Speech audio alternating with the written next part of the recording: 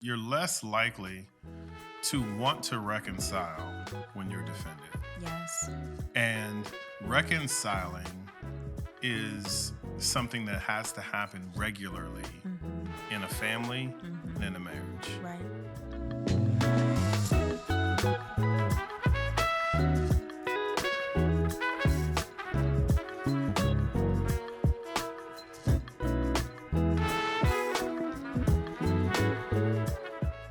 Hey everyone, I'm Larry. And I'm Julia. Welcome to the Beautifully Blended podcast, where our passion is to inspire blended families to find help, hope, and to find healing. So, how are you? I'm doing good. Merry Christmas, everybody. Yeah, Merry Christmas. Yeah, today is Jeez. Christmas. Yeah, so if you're listening to us Right. through whatever app you listen to us on, or if you're watching us on YouTube, we want to make sure that we wish you a very Merry Christmas to you and your Yes. family. Happy holidays.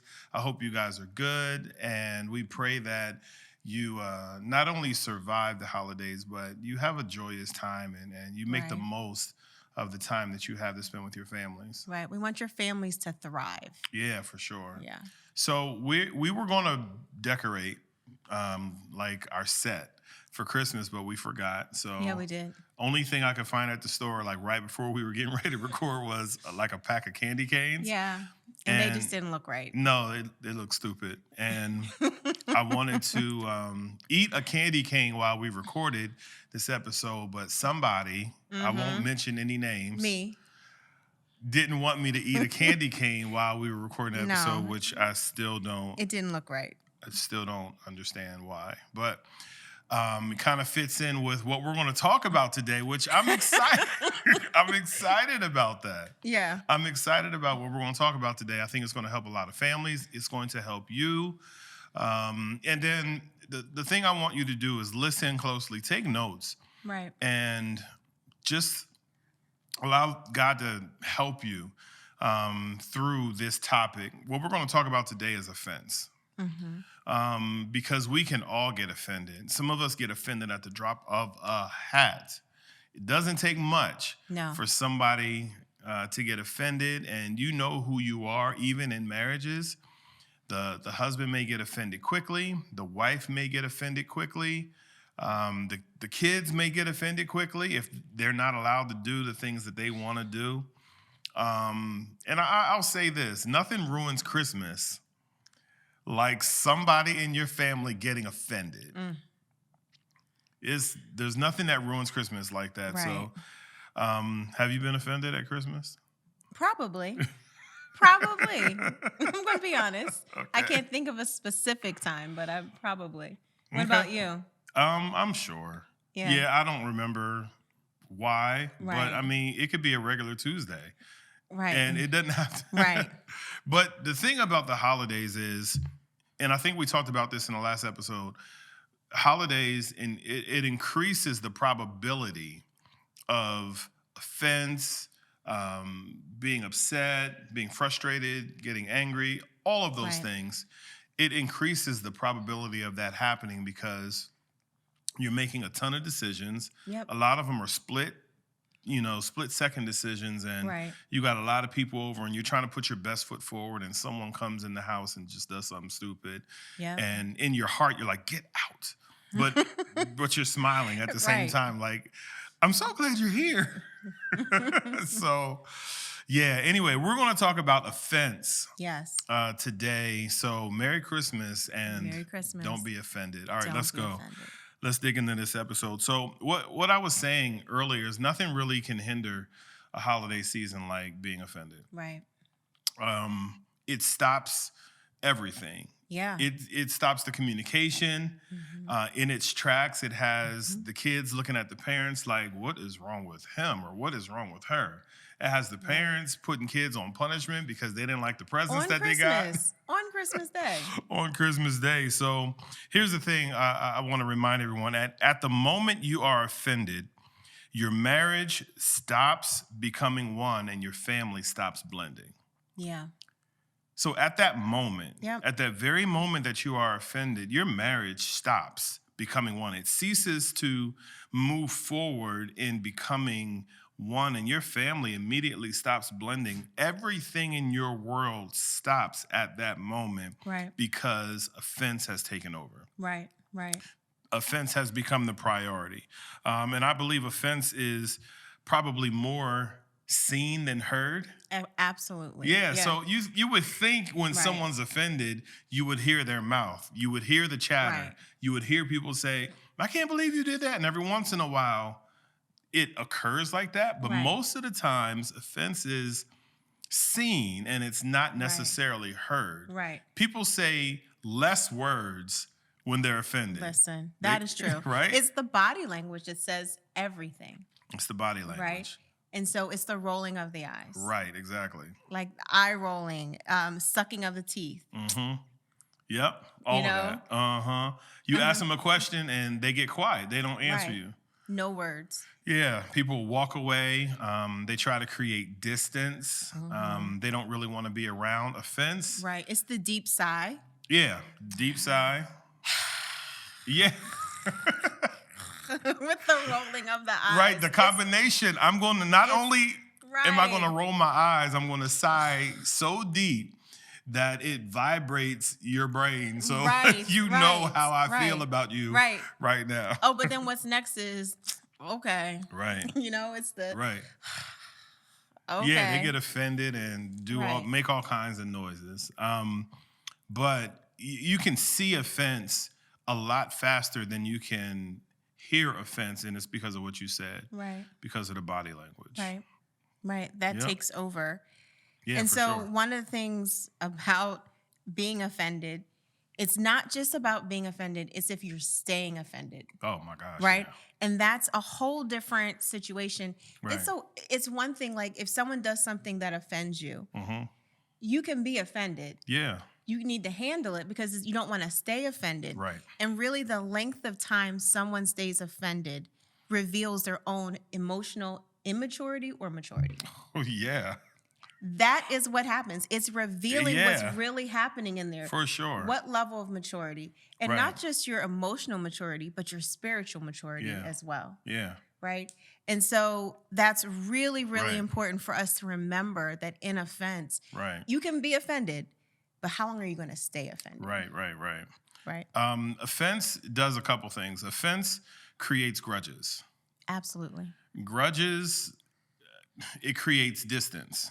Yep. And distance destroys intimacy. Wow. Yeah. Right? Mhm. So if you're offended, it's going to create a grudge. Once you get that grudge, and like you said, if you choose to hold on to that grudge, Right. it's going to create distance. In Right. your mind, you're saying, I don't want to be around you. Right. I don't want to have conversation with you. I Right. don't want to spend a lot of time in your presence. I don't want to talk about it. It's Right. all right. You heard that before. Mhm. We've said it before. Right. Everything is not all right. No. But if you ask them, they're like, no, it's good. I'm fine. Everything's fine. We're all fine. Right. That's what offense looks like. Right. So when you're offended, it causes this grudge. Like Right. offense causes grudges. Grudges, they create distance. Distance destroys intimacy, That's but so good. intimacy is the currency of family. Absolutely. Intimacy Absolutely. is Yeah. the currency of relationships. Like relationships run on Okay. intimacy. Yeah. Mm-hmm. They run on intimacy, and without intimacy in a family, without Right. intimacy in a marriage, Right. your marriage or your family, your relationships in your family are going to take a downward spiral, and it's going to be really, really hard to turn the ship. Right. Because now you're holding it. Not only do you have a grudge, or like you said, not only did you get offended, Right. you're choosing to hold on to that offense, turn that offense into a grudge. Right. And when that turns into a grudge, now you start to create distance. Right. And the issue with that is, yeah, distance affects intimacy. But when you stop talking, and we shared this with several couples during premarital counseling and Right. just counseling in general, where you exchange words when you're in a relationship. Right. And that's how you get to know each other. Like we start dating, we're exchanging words. Mm-hmm. I call you, we talk all night long. You remember we used to talk? I do. Like all night. Now we go to sleep. Now we go to sleep. But we used to talk, and Right. while we were talking, you would start off with basic language like, Right. "So, what are you doing?" Right. You would tell me what you were doing, and it's like, "Okay, well, how many brothers do you have? Right. How Right. many sisters do you have? Right. What's your favorite color?" Right. That exchange of words creates intimacy, and the more you exchange words, the more intimacy is created. Right. Well, when you hold grudges, when you allow offense to turn into a grudge, and that grudge begins to create distance, you're destroying the intimacy in your marriage and in your family altogether. Absolutely. Yeah. Absolutely. I mean, to your point, that even goes back to what you said in the beginning Right. about how nothing destroys that ability to become one Yeah. than offense, Yeah. right? Because in that becoming one, there has to be a level of intimacy. And I think Right. also about families, how many families and family members are there issues between them because of offense, and the offense became a grudge. And now Mm-hmm. there's this distance where nobody goes to Sister Susie's house for Right. Christmas, and Right. nobody can bring up Uncle Bob, because if you Mm-hmm. bring up Uncle Bob and their presents, it just becomes this really, really toxic thing. Yeah. And it really does destroy the family, all because of one offense. Yeah, you know what's crazy about that? I was thinking, I like your name, Susie and Bob. I don't know, Oh, they're not okay. related to us, No, but I can't think, it's like Brakisha and Devante. I don't know. Yeah, I mean, you know what I'm saying. I know what you're saying, but yeah. Anyway, anyway, some of the things that you were talking about causing causing distance, the person who is offended has the ability to make that offense to contaminate other people with that offense. Absolutely. So if you're offended, it just doesn't stay with you. Right. When you're offended at your spouse, Right. you begin to leak. Right. And other people will begin to see the things that have offended you. Right. And your relationship, holding that grudge, creating distance between that relative, becomes contagious. And someone else in your family will create a grudge. Right. And it's not because they feel some type of way about that person. It's because you're offended. Right. And because of my loyalty to you, now I'm also going to create Right. distance between myself and that other person. Right. So it's never isolated. No. To your point, Yeah. as a parent, when you are parenting your children, and Mhm. let's say it's a blended family, Right. and there's a parent outside the home, you don't want to leak, even if that other parent is bringing nothing but foolishness, even at Right. the holidays. You don't want to leak to your children Yeah. this idea of being offended at the other parent. Yeah. Give them the space to have their own perspective about the relationship Yeah. with that parent. Right. And don't allow the offense, even if they did something and it was warranted that For you sure. were upset about it. Yeah. Don't allow that to cloud the relationship that child has with the other parent, or Yeah. with the other siblings, or, again, in a blended family. Don't allow that to cause Yeah. an issue, so that these siblings who are now in a blended family are now in a place where they're holding grudges and they got issues. Yeah. I think bringing up the blended family dynamic, in particular around the holidays, it shows us, or it reminds us how challenging holidays could be, Right. because you have kids coming into the house, Mm-hmm. kids going out of the house, Right. other adults coming into the house, maybe dropping off your son, or maybe dropping off your daughter, Right. or picking them up and then Right. taking them. And the reason that you two aren't together is because of offense. Like something happened that was offensive to you or Right. offensive to them. Right. And now you find yourself in a position where you guys are not together anymore. Right. But what you said about making sure that you give that child an opportunity to think through like the dynamics of what has happened, Right. understand and develop some maturity Mm-hmm. in terms of being able to relate to Right. their parents, to be able to relate to their stepbrothers, to their stepsisters, Mm-hmm. without our offense clouding their minds. Mm-hmm. So important. So let's talk about 3 ways offense can stop your marriage from becoming one, because we said that it Yeah. can, right? And we talked about some of these different scenarios, and even Right. the progression was really good. Right. The offense to grudge, and so let's talk about Yeah. one of them. Offense breeds division, Right. and that again is tied to everything you said about Absolutely. the distance and Right. intimacy. And when we allow offense into our families, in Mm-hmm. particular into blended families, we are Yeah. creating these walls of division. Right. We are saying that we can have this person over here, that person over here, this other person over there, and there's no room for unity. Right. It's all divisive. Right. We're distancing ourselves not only physically but emotionally, Yeah. spiritually Yeah. from each other. And Yeah. as a family and in your marriage, you really don't want anything to divide you. It's hard enough. Listen, Marriage is already hard enough. right, Having children and raising those children is already challenging enough. right, Having a blended family right, is hard in and of itself.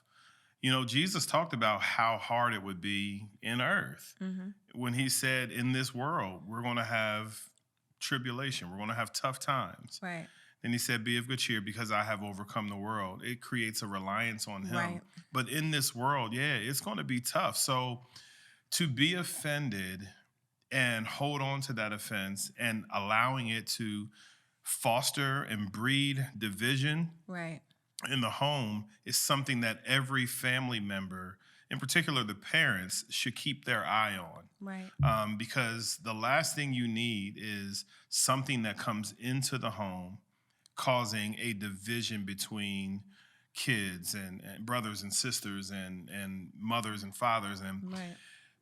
you brought up walls. We need to build bridges and not Right. walls. Absolutely. You know, we need to Yeah. make sure that we are building bridges Absolutely, yeah. from one family member to another family member and then teaching them how to cross those bridges Right. to have reconciliation and connection. Offense builds walls in a Mhm. home that already has trauma Right. I was gonna prior say to that trauma. relationship. Yeah, right. Yeah, so go Right, ahead. right, Yep. right. No, I agree. I Yeah. mean, one of the beautiful things, I think, imagery that I have when I think about blended families specifically is just the ability to have that bridge. Yeah. Because there was trauma, now this blended family, now this new marriage has the potential to be a bridge to bring Yeah. healing and bring people who were Absolutely. otherwise apart together. Right. So that's really good. But hold on. I think that's important because we naturally already know how to be mad at somebody. Right. We nobody taught us. Right. We Like, already know kids how know, we know. we already know how to be upset. We already know how to hold grudges. What we don't know how and we do know how to build walls. Yes. We know how to be self-protective. Mhm. We know how to say, listen, you can't come any closer to me, or I don't want to have this conversation with you, Right. or I need space, I need time. We know how to retreat. Right. What we don't know how to do is to look at a situation and say, okay, I'm offended, but I'm going to not build a wall, I'm gonna build a bridge. And I'm gonna walk across this bridge thinking about how do I reconcile every step of the way? How do I Right. make this better? Because I don't like how this is sitting in our home. I don't Right. like this atmosphere to be in our home or in our marriage. Right. Absolutely. Yeah. Absolutely. I mean, the second thing that I believe it does is it blocks forgiveness. Oh yeah. You know, Mm-hmm. forgiveness should be something, grace should be something that we extend. But Yeah. when we have that offense, it blocks our ability to really live out that Mhm. idea of forgiveness. Yeah. And we all need forgiveness because we're all Yeah. going to do something that's really stupid, that's Yep. really hurtful. And Yeah. so we all need that. And, holding on to the offense, the grudge, the thing that someone did, again, Mhm. just that way of determining if there's emotional maturity or immaturity, Yeah. it contradicts love what that. Jesus says, Yeah. about us being able to forgive others As we were as forgiven. we were forgiven. Yeah, Colossians 3:13. Right. I mean, it's in the book. Right. Right? It's in the book. Right. He said it. We need, and Right. that was Paul speaking, but it's still in the book. Like, Yeah. we need to do that. And it's our It responsibility is our responsibility. to recognize the offense, understand that remaining offended it's just gonna create this blockage, Right. and I'm gonna have real difficulty with forgiving, the person that I'm really called to love. Right. Rather, I'm holding a grudge against them, and it can alter our behavior. Yeah. It alters our speech. Being It does. offended alters our speech. We become short. Mm-hmm. We don't communicate very well. We communicate with rage or bitterness or anger, and our Mm-hmm. tone ain't right. Right. You ever have a Yeah. conversation with someone Mm. and you say, "How are you?" "I'm fine." Wait a minute, your tone's not right. Right. I heard what you said, Right. but your tone didn't match your words. Like Right. there's a disconnect between Right. You what don't you sound fine. said and how you said it. You Right. sound not fine. Right. Literally. What's going on? Right. But that's what offense is. Right. Offense sounds not fine. Right. Right. That's what offense does. Sounds troubled. It's You're troubled about many things. Troubled about many things. yes. Uh-huh. Yeah. Yeah, you better King James version me. Yeah, you thou seemest troubled. Right. Meanwhile, they're saying I'm fine. I'm fine. You're not fine. The you're third not. thing that offense does is it hinders God's work in the marriage. Absolutely. I would also say it hinders God's work in the family. Like we talked earlier about how offense Yeah. can stop you from blending. Yes. Well, what is blending?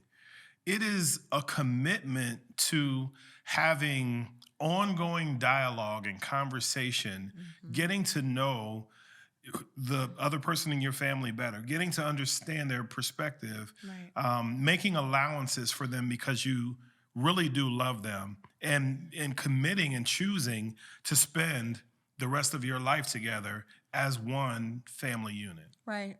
When you were saying that, I thought about a season in our life when we first got married. We were just like, we're doing the things, we're jumping into this, but we didn't really consider the cost of blending. Yeah.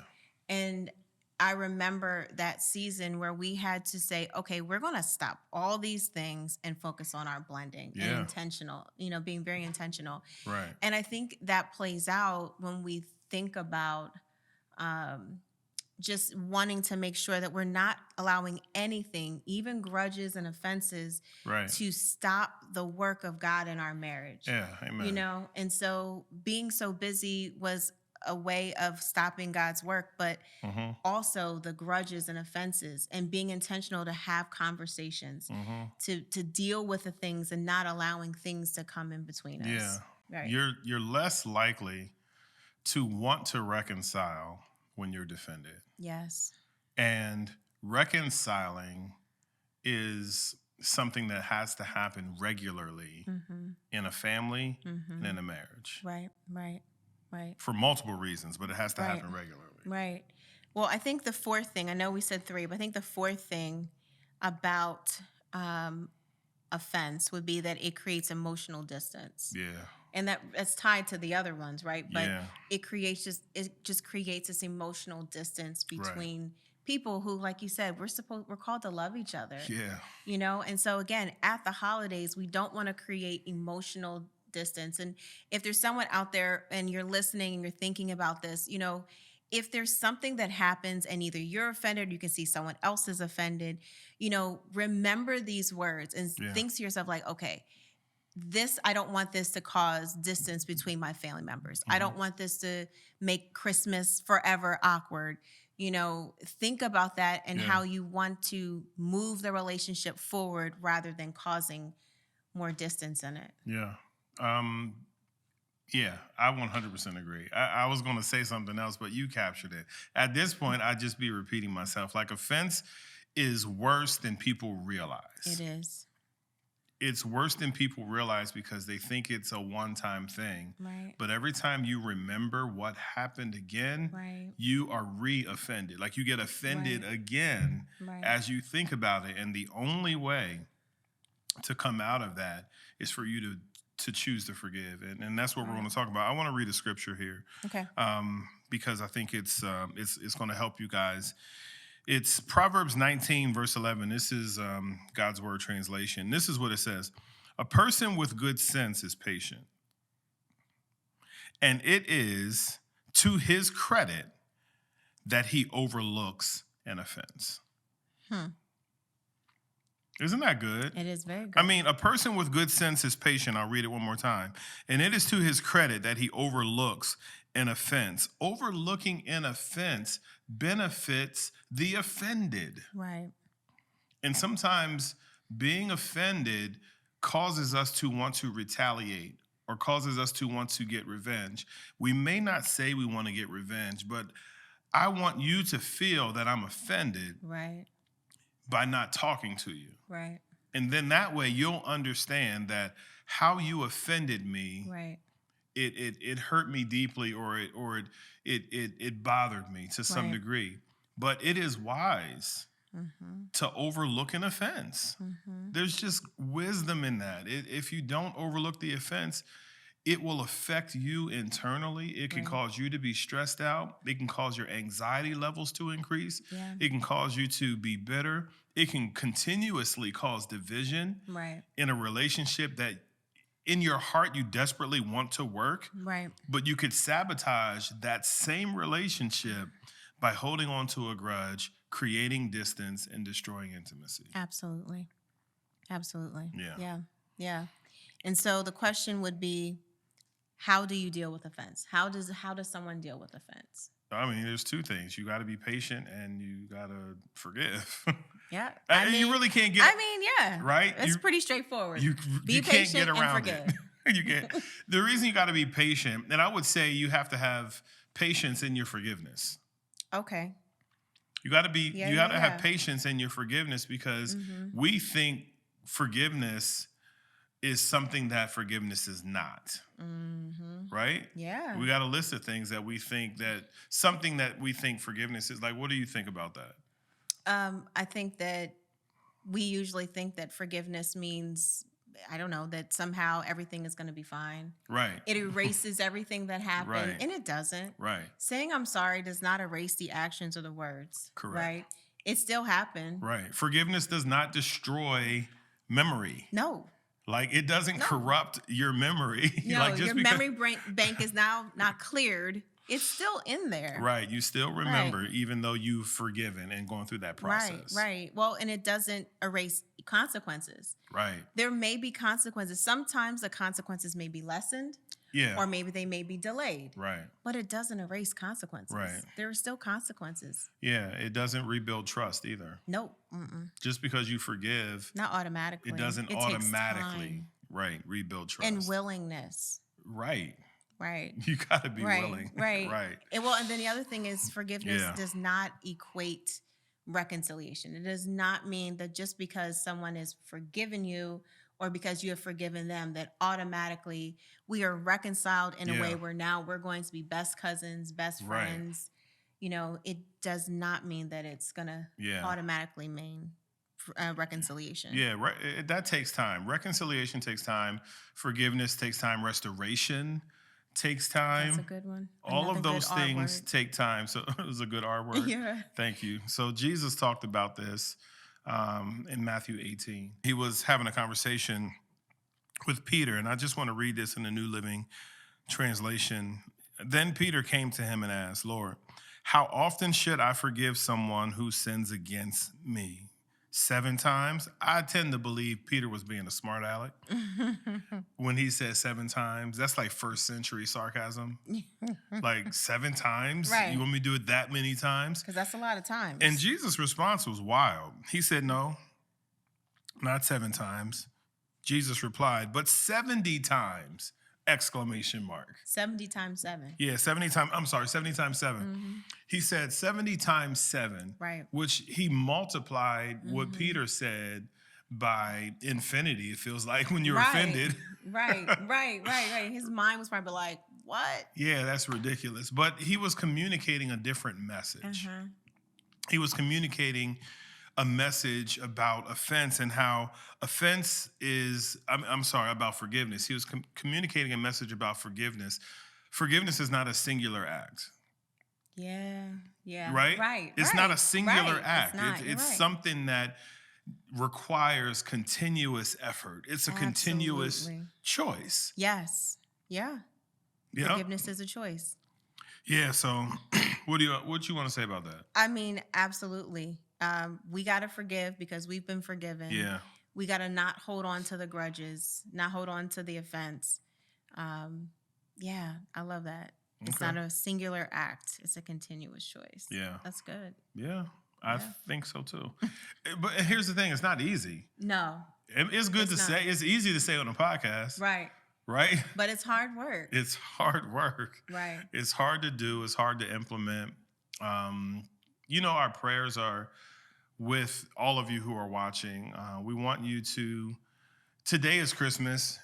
We want you to have just a wonderful time with your family. But you may not listen to this podcast on Christmas Day because you could be cooking or Traveling. just traveling or preparing to have family over. But I want this, and Julia, we both want this to be something that is a blessing to you, even Right. throughout the year. Right.